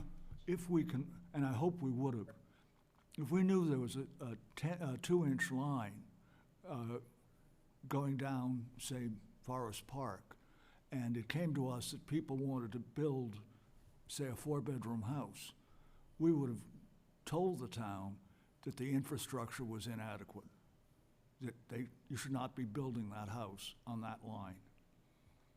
And that's really the heart of what's going on here, as everybody talks about. And when you have people putting booster pumps in their houses to try to extract more water out of the 2-inch line, that's really hurting the people downstream. And we would not recommend using booster pumps under these circumstances. for this very reason. I mean, it sounds, we have to deal with what's there now. But you have to understand, we didn't build the original infrastructure. We didn't agree that it was a great idea to have these new homes tie into that old infrastructure. But we're now the ones that are trying to pick up the pieces. And we're doing, like I said, we're throwing $1 million at it in the next 6 weeks. That's the best we can do. Correct. Half in the Forest Park that was served, half in the building were built after 1980, which is, we had no record approval. And at the time, even at the time, the command structure at the district would have said, that's not a good idea. A lot of these people's complaints are more recent than that. Last year, one gentleman said, somebody said the last 3 years it's been problematic. You know, does construction explain that? There's other constructions going on, there's other demands on the line, and you're the health department. It's kind of like cholesterol. Close, you know, there's more and more manganese and more other detritus in the line. The 2-inch line, I mean, it's a 2-inch line, but can you really say it's a 2-inch line? No, it's a 1-inch line. Maybe it's a 1-inch line, maybe it's a 3/4-inch line. Right. So that's the other problem you've got. It doesn't stay a 2-inch line. Life happens. Manganese accumulates, other detritus accumulates, the line occludes, and it goes from a 2 to a 1 3/4, 1 1/2, a 1. Yeah. I mean, I totally understand that, and I mean, I actually run a cardiology department, and we put stents in, and we do roto-rooters. We clean it. Like, we got to get it operational. And I get 6 weeks from now it will be fixed perfectly fine, but it will, again, probably occur with a 6-inch line. It will go down to a 5 or a 4. Treatment plant. Instead of a stent, we're putting in a whole new vein. Treatment plant's gonna. I know, but we also bypass it in the meantime. Like, there is remedies that we can There do, was and a I'm not really hearing the remedies. There was a suggestion about but that would have cost $10,000. It would have taken some time to put it up, then the time to take it down. It would have been a temporary fix. We don't have not $10,000. We don't have the $100,000 in the budget. It would have, we would have had to have a special meeting to raise it. It just, the plan is to have the meeting. The lady's invited to come. Anybody who wants to come can come. They'll hear what the plan is. They can meet who the people are going to be that do the job. And there it is. That's about the best we can do. Well, I don't want to promise anything, give out false information, because I believe in hoping we open the ground, there's no rock. The process will be faster, even though engineers say 6 weeks, usually we're faster than that. So once in the mobilization, so I'm currently work with a consultant to have contractor to mobilize to start work as soon as possible. So we're hoping that this project can be finished before September, maybe even mid-August. Especially phase 1 project will be Forest Park and Max Cover 12. That project will be completed first. So I don't want to give you false information. I'm hoping that section will be complete faster than expected. The dreaded change order because we've struck ledge. Yes. My name's Ann Frechette. I live at 25 Malvern Avenue, just around the corner from Forest Park. I think my big question is, I have pressure water problems, not the dirty water. And I do have a hard time taking a shower. Yesterday, I mowed my lawn, and at 1 o'clock, I went to take a shower thinking that'd be a good idea. And I barely had a trickle. It almost shut off 3 times during, I did get lucky enough to have a shower. My big question is, you're saying 6 weeks, they get this pipe, they get this pipe. What do you feel like the probability is that all of us will have enough pressure once that pipe is in? I said, you listen to the conversation right now. Your different situation because your water are feed by the other side. No. Yes, you are. 25 in Melbourne? My water comes from Cedar Grove. Correct. You are come from different direction because in your problem different from Forest Park and Max Cover 12 because in the feedback different pipe. Okay. And your come from Cedar Grove, that's 2-inch main, Yeah. undersized main again. That one line is clogged too. So that's why, But I haven't received a letter yet, but my neighbor has received a letter saying they're gonna shut us off. because your line cross somebody else, it's slightly different. Your case is slightly different because you have huge hill and you shut off well in the center of your property. Shut off well should be on the street side because our staff should be able to go there, shut off anytime. But during that time, however, infrastructure was made before us. So we have no control where the shut off valve will be. So your back feet from the back side of your house. Correct, and there's a D in your D. Yes, yes. Then when we upgrade our system, you have obligation to upgrade your system. Okay, but, and my question is, we upgrade our system, we hook to Malvern, and you put this nice pipe, will we have water pressure? You do, you will do, I All guarantee. of us Yes, will have enough water to take showers whenever we feel like Correct. it. correct. That's what I'm hoping for. That will be, I guarantee. I know, I've been dealing with this, I thought it was myself and my neighbor. You said we have a deed. I thought we were strictly, until I was nice enough to get a letter from my neighbor on the next street, said, by the way, we're having a meeting Monday. 21 and 25. We're you 25. are- Yeah, you are feedback that I road. know. I know my situation, but I want to know if it's going to fix the problem. Your this. Yes. There's a two line crossing. But so if I hook to the new big pipe, I will have water. By phone. It's like therapy, Sorry. isn't it? If I hook to your new line, I will have water pressure? You will. On Once we Malvern. finish our project, you will. Okay. Can I, maybe, this probably doesn't have anything to do with this You can meeting. call me. You can have my card. Yeah, we have it. Call me. I was just curious, like where, on my street, does the 6-inch pipe Come end? to my office. Okay. I'll show you. No problem. I was just curious if you're saying 6 weeks, 6 weeks, are they gonna, No, you will be in the phase 3. phase 3? So you'll be a no. The last one. I got it. It's gonna get As done. long as we have some water at some point. So if we go to Draco Water, you will take time to see us. I will take time to you, yes. When I called Okay.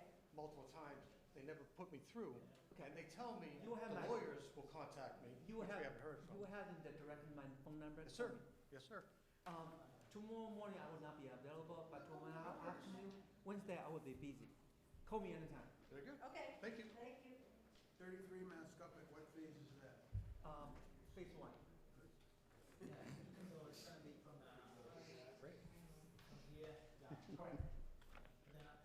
The phase 1. Should be good with this now. Yes.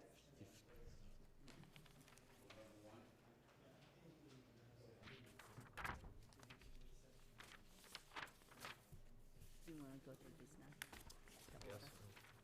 I keep driving 30 miles a day for a shower. I just want to know what, I want to know this. I keep getting avoided that question. But you feel confident that everybody will end up with water? Okay.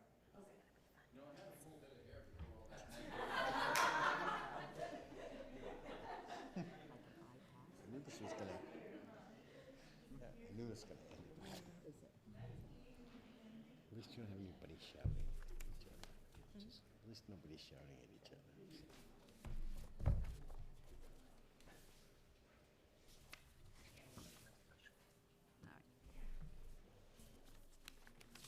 I'll share that Yeah. order. Sure.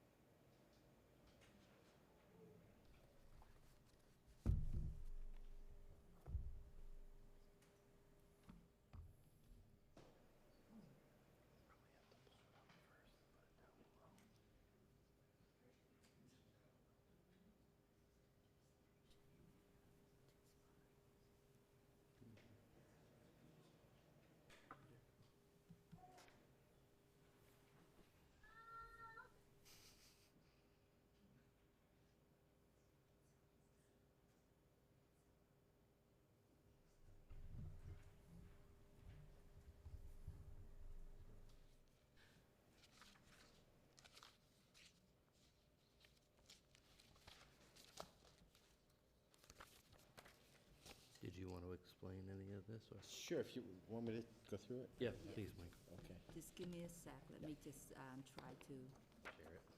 share it. Let me just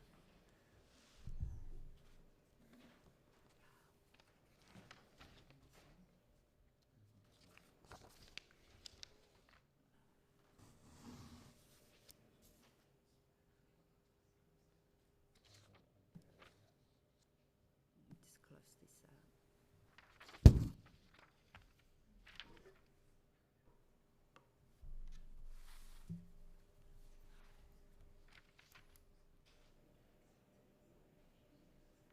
Share window. This one.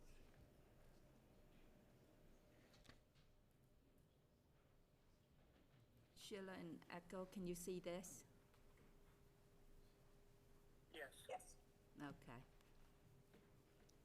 Okay, go ahead. Okay, so what we've prepared, and again, this is, we are not your town council, and we would certainly urge that you take this to your town council before you issue it, and, you know, what they say goes.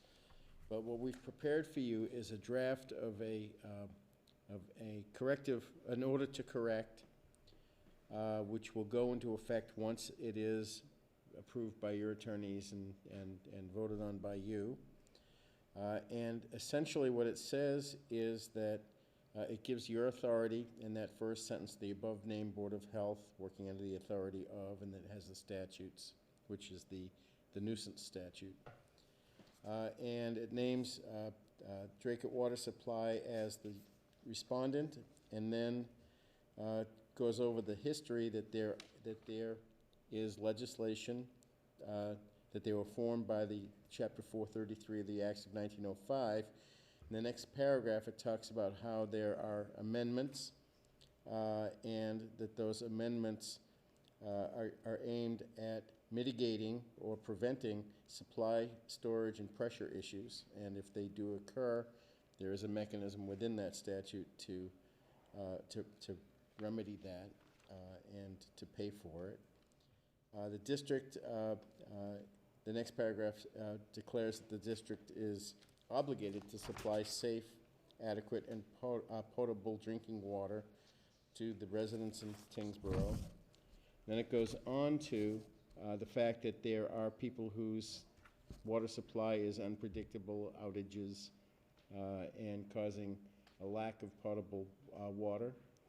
The next paragraph talks about if you reach this opinion, you'd be adopting the fact that, in your opinion, it may be injurious to the public health, which is the standard that the court is going to look for. The conditions are known and have been documented by the district for a considerable amount of time. I think you've developed that in tonight's hearing. And then it cites the fact that Article 97 of the Constitution of our state, Massachusetts, provides that there is a right to clean water. So it's actually a constitutional right in this state. And then it goes on to say that at the meeting tonight, that you voted, but although you won't be voting on it tonight, but at the meeting that you do fill in the blank, that you voted to issue the order finding that the failure of the water supply company to maintain an adequate flow of clean water constitutes a nuisance, injurious to the public health of the inhabitants and visitors to the town of Tyngsborough, and that's what the court would be looking for. Then you declare it as a public health nuisance, as defined by Chapter 111, Section 122. And then we have given, and you're free, of course, to take or leave any of these remedies, but the remedies are, and again, the remedies are being suggested in the spirit of hopefully having cooperation so that this doesn't become a conflict between all parties here. Number one is that you be ordering the water company to take the steps that are necessary to assure that there's a supply that's sufficient, and pressure is mandated, as mandated by this board, and the enabling legislation as amended. Number two is to provide each household within the town that is a customer of the respondent with a supply of safe potable water and suggesting that there be a distribution of bottled water for those who don't have any water in their houses on a predictable basis, to eliminate things like the dirty hands that I used as an example, and I had no idea that that was actually a real-life example when I came up with it. I didn't know that that had happened. To take immediate corrective remedial action if it hasn't already begun. Obviously, it's begun. You folks are working on coming up with a remedy. And then we're suggesting that the board would have the company submit a work plan with date milestones and set an outside date for having them come up with a work plan. They've said tonight that they're going to have it done in 90 days. That's pretty good, so that gives you some idea. And then that they document the remedial work to be performed every so many days, and that's up to you as a board to decide how often you want them to report back to you. You could make that at each of your meetings until they have completely got everybody online that they come back, or you can say every 10 days, 20 days, 30, whatever it is. And then I did add a sentence or a clause in there that if that cadence of days happens to end on a weekend or on a holiday, that they have until the next business day to do it, so that, just anticipating. And then that the complete the remedial action with full service provided on a permanent basis to each affected household within so many days, and that's something that you've heard some testimony from them tonight on, the fact that they think that they can do it in 90 days. You might want to give them a little fudge factor there, some more time. And then in fairness, number 7 is to provide the board with notice of any unanticipated complications or impediments so the board can make reasonable accommodations, because you get out there in the field and stuff happens, and you don't want to feel as though the Board of Health has given us a drop-dead date of 120 days and we're never going to make it. And so you come back to the Board of Health and say, we got a problem, and hopefully everybody would be working together. And then a provision to appear before the board at each of its regular meetings to report on the progress and the expected date of completion. And then as a penalty, if it's not done, that the law provides for a fine of up to $1,000 for every day that this goes on. Depending on how you want to enforce it, I know that during COVID, for instance, in Nantucket, there was a store that refused to obey an order of the Board of Health, and the health agent walked in and counted 10 people in the store that weren't wearing masks and handed them a $10,000 fine. So, I mean, that's up to you, however you want to enforce it. So you could go per day per house, you could go per day, you could go $1,000 flat. That's what it's going to cost you. That's something that you'd have to deliberate and decide. And then that in case you have to enforce it, that you would be going to the DPH, and I think that actually you probably would want to amend that and include DPH and DEP as the enforcers. And that you may, if you need the police to assist, it reserves your rights to that, and then gives a right of appeal from the order to come back to the board for a full hearing to request that within 7 days of the issuance of the order, and then signatures by the board. But again, this is something that you should carefully go over with your town council before you take these steps. And hopefully, it sounds as though, knowing Meade Tollerman and knowing how busy they are, they may be done with the project before your town council gets done giving you a ruling. Who knows? But this is just, what we would propose. This sort of paints a bleak picture. We're dealing with water supply issues in other parts of the state, and far less cooperation from the supplier than what you're getting here today. I think that everybody needs to realize that I think that they've been heard today. I think that Mr. Shu, I had heard great things about you before coming here. And I think that there seems to be a sincere desire to pull things together here. Thank you, Mike. Anybody else want to make any closing statements or? Arthur? Closing? Closing? Well,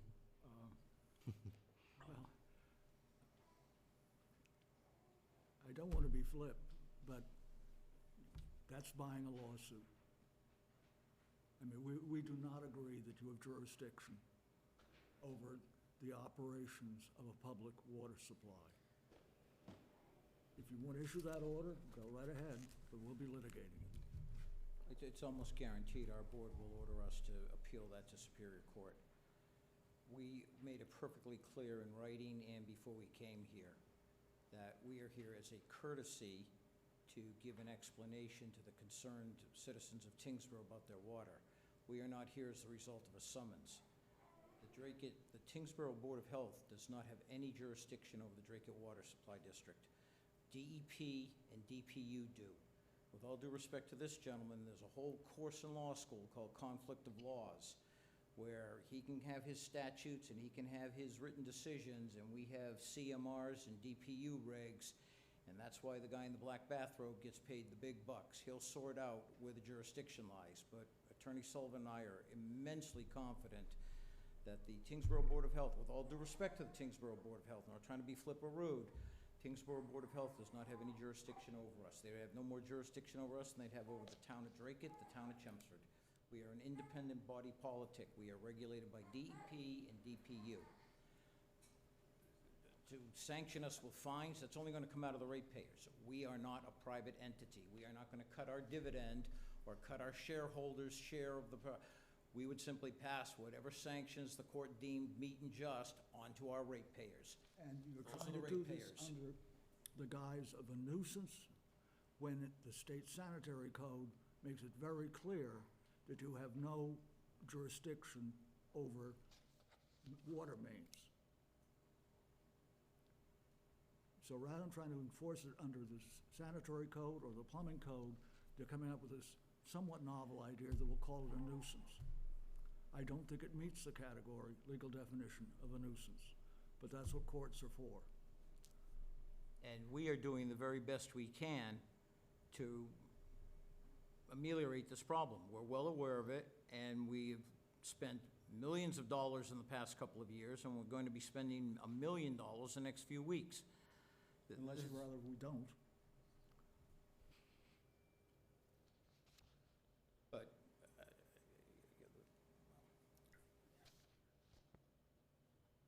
yeah. Okay.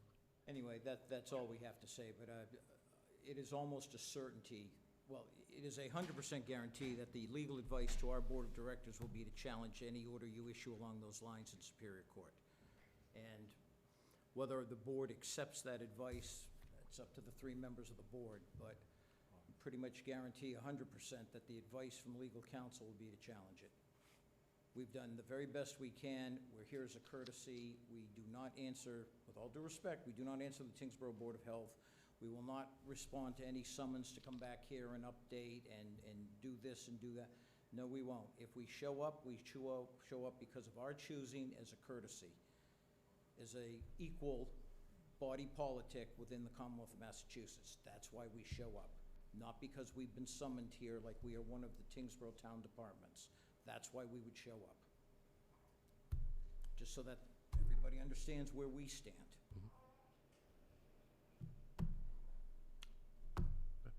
Thank you very much for your appearance tonight. Appreciate it. Appreciate you talking with the residents as well and to our board. Thank you. Thank you very Thank you. much.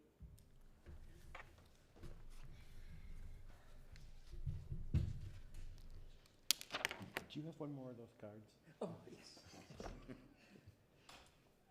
The last one. I'm sorry I had to meet you in this kind of circumstance. I gave you my card. Thank you. Echo raise his hand. Echo would like to. Yes, Echo, go ahead and respond.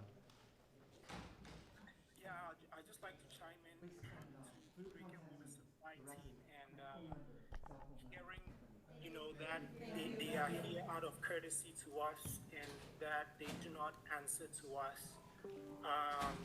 May or may not be correct, but we represent the residents of Tyngsborough who are customers of drinking water supply, and these individuals are being inconvenienced. Their quality of life is being affected, health is being affected. They are financially at a loss and are losing money out of not receiving, the services that they are paying for. Their appliances in their homes are being destroyed. So there's a financial loss to the individuals that are supposed to be benefiting from these services. There's a health component that these people are being affected for the lack of services from drinking water supply, which has gone on for anywhere from 3 to 5 years now. But drinking water supply is saying that they owe nothing to these individuals by way of trying to assure them that they will fix this issue within a certain period of time, and as such are refusing to bear any responsibility of costs or mitigating the issues currently. They will not supply bottled water to the individuals affected. They will not supply any other thing, and they will not promise to have this fixed in writing, but will say it verbally.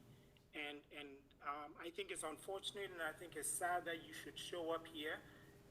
Yes, you're not in Tyngsborough, but our residents are your customers, and as customers, you have a responsibility to supply services to them. And as representatives and as mouthpieces of the people in Tyngsborough, we are just coming together to ask as a group that you do and supply the services that are expected of you. Thank you, Echo. And just to let you know, Echo, they did leave the meeting already, but your statement will be recorded in the minutes. Yeah. Mike, just a question from like a Board of Health perspective. Can this area be declared like a disaster area so that they can get some state relief? I have to look into that. Just even with your line about inconsistent water and not having potable water, like, I will talk. In the meantime. Yeah, let me talk with the person at DEP who I spoke with. I met somebody today at DEP. I had a session earlier with another representative of the company who got the right person to call me back. And let me look into the types of relief that the DEP can force them with their enforcement arm. Okay. There may be something there, and let me check with Cheryl Sbar on that Yeah. too. No, that'd be helpful. Right. Yeah, in lieu of not having our own town council here, we don't really know how much further I mean, we can go. and again, this is, Yep. but I will say that the standard for a nuisance is something totally different than the regulation of a water supply company. Right. We're seeing that with, right now, we're working on a project in Plymouth where they almost dumped 1.1 million gallons of radioactive contaminated water into Cape Cod Bay. Board of Health stepped in, made a lot of noise, stopped it. And that's NRC and AEC. I mean, that's the big guns, and it took the Board of Health to stop it. You're So the nuisance jurisdiction is much stronger than what these two gentlemen Right. seem to. Yeah, no, I totally get that. I'm just trying to help out the residents with some relief. Even Right. if they No, can get no, I like see that. $300 for a filter every month, I'd rather disaster be called. Well, And, what my hope is that maybe your town council will reach out to them and say, hey, let's work this out. Yep. And get some bottled water at least for these Right. folks. You see that all over the state, all over the country. Anytime somebody has bad water issues, the first thing that happens is They get water. They get water, right. So, I don't think you're asking too much. But that would be your town council to negotiate that with them. All right. Well, thank you, everyone. I appreciate you getting up and speaking and letting us know. It's not easy to do, especially when you get other lawyers sitting here, but I totally appreciate it. And please reach out to Kerry or the board. And I know our emails are on the webpage as well, so just let us know as much as we can do, and we'll keep you informed of what we can do from our end. Okay? Thank you. Thank you very much. I appreciate it. Okay. Next item on the agenda would be director's notes.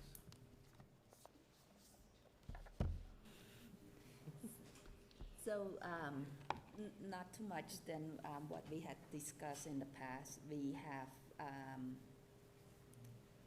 a few things coming up. Next week, we having cholesterol and a blood pressure clinic following it. And then, Thank you very night, much. thank you. No, thank you. All right. The Health and Safety Fair, the Household Hazardous Waste Day and the Veg Walk, and then the Tyngsborough block party. Thank you very much. That's going to be coming up, so. Don't hesitate. Well, She's got my number. I'm always available. I appreciate you coming, Mike, yeah. This was very interesting. It went very well, I think. At least they get to hear what the residents have to say in concert, and I think that was good. They've set some dates. Mm-hmm. We have an outer expectation. It may be baloney, but now you've got them saying something. And Mhm. I think that, your town council can take it from here. So, thank you very Thank you. much. All right, have a good night. Our pleasure, thank you. Okay. That's all I have. Excellent. Thank you very much. I actually think we should, the meeting minutes are the next for approval, but maybe we could just table it for tonight. I don't know if we've had everybody, I'm out on one of them anyways. I think you're out on one of them. Kim's out now. Yeah. 1, 2, so it's only 2, we can't do this one. 1, 2, 3, 4. We have everybody for this one. 1, 2, 3. We only have 3 for this one. Maybe we should just table for tonight and have Okay. people review and read it. Somebody want to make a motion to table the meeting minutes?